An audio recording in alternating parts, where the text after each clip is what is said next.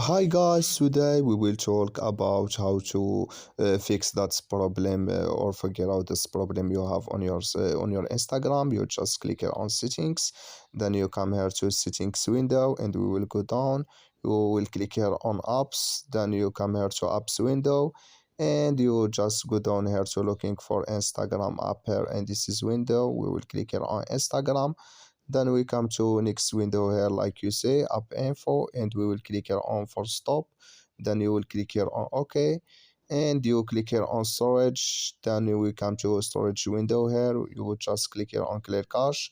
Then you click here on clear data, and you just turn off your Wi-Fi and turn on it, and it's going to work with you. So that's all now. I wish now you are get it. Thank you for your watching.